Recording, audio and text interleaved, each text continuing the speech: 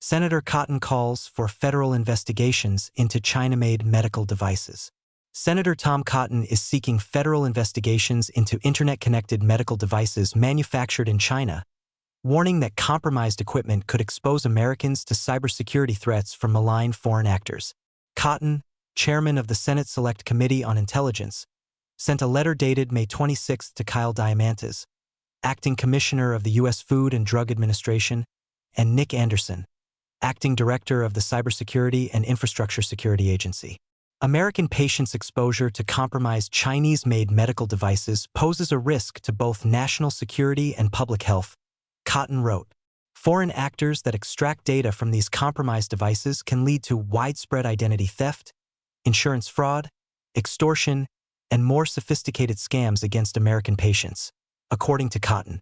The senator noted that in 2025, the FDA and CISA identified cybersecurity vulnerabilities associated with CMS 8000, a model of patient monitors manufactured by China-based Contech Medical Systems. The monitors could gather patient data, including personally identifiable information, and could be remotely controlled by unauthorized users. This gave malign Chinese actors an opportunity to directly manipulate how the device operates and displays data, potentially leading to dangerous misdiagnosis of heart failure, arrhythmias, and hypertension, Cotton wrote.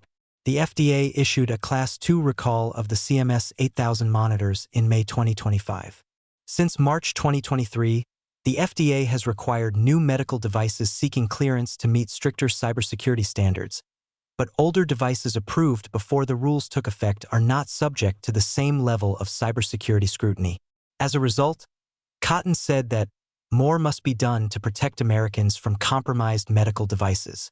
The senator asked the FDA and CISA to review Chinese-made medical devices cleared prior to March 29, 2023.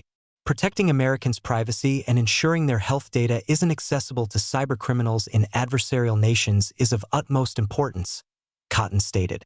Florida Attorney General James Uthmere has taken legal action to address concerns regarding Contech monitors. In June 2025, he subpoenaed Contech Medical Systems and Miami-based company Epsum, which had been selling Contech-made monitors under its own brand name, over potential cybersecurity risks and alleged violations of Florida's Deceptive and Unfair Trade Practices Act. Medical devices that record patient data must be secure and should not send data to entities controlled by the Chinese Communist Party, Uthmere said in a statement at the time. Protecting Americans' sensitive, personal data from our enemies is paramount, and my office will get to the bottom of this deception. Separately, to address cybersecurity threats against U.S. agriculture and food-critical infrastructure sectors, Cotton and Senator Elissa Slotkin reintroduced the Farm and Food Cybersecurity Act in February 2025.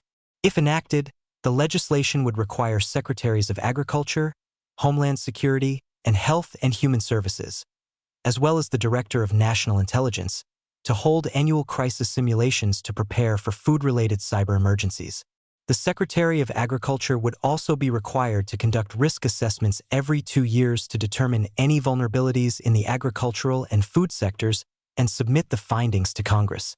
America's adversaries are seeking to gain any advantage they can against us, including targeting critical industries like agriculture, Cotton said at the time. Congress must work with the Department of Agriculture to identify and defeat these cybersecurity vulnerabilities. In May 2025, Cotton and Senator Ruben Gallego introduced the Water Cybersecurity Enhancement Act, which would, in part, offer technical assistance and grant funding to community water systems to support training on responding to cyber attacks. In a statement at the time, Cotton said the bipartisan legislation would strengthen the U.S. ability to protect essential services and support local water utilities in building stronger cyber defenses.